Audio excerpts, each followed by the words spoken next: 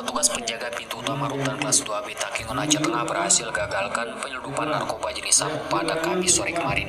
Barang haram itu diamankan dari wanita inisial RH, warga Kabupaten Benar Meriah. Sabu dengan berat 4,13 gram itu ditujukan ke suaminya inisial RD yang sedang ditahan. Menurut pengakuan RH, sabu itu titipan dari pria berinisial ZK ke suaminya. Pasca temuan itu, keduanya langsung diserahkan ke polisi untuk menjalani proses hukum.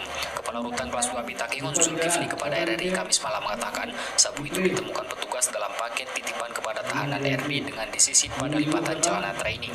RD sendiri berstatus tahanan titipan hakim dalam perkara narkoba. Istri daripada tahanan yang bernama Rita jadi ingin mau menitipkan makanan ke suaminya.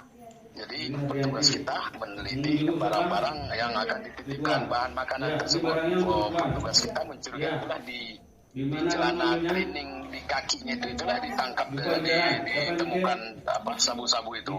Ya, itu sama kasus narkotika juga.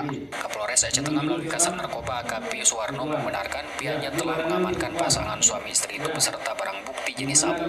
Pasangan itu kata Suwarno merupakan residivis kasus narkoba. Lagi kita minta keterangan, kita periksa, ya tentunya nanti kita amankan. Sama-sama udah pernah masuk itu, sama narkoba. Lebih lanjut dikatakan Kasat Narkoba Suwarno, pasangan suami istri itu hingga Kamis malam masih dimintai keterangan oleh petugas untuk pengembangan lebih lanjut. Petugas katanya juga langsung mengambil tindakan penahanan terhadap keduanya.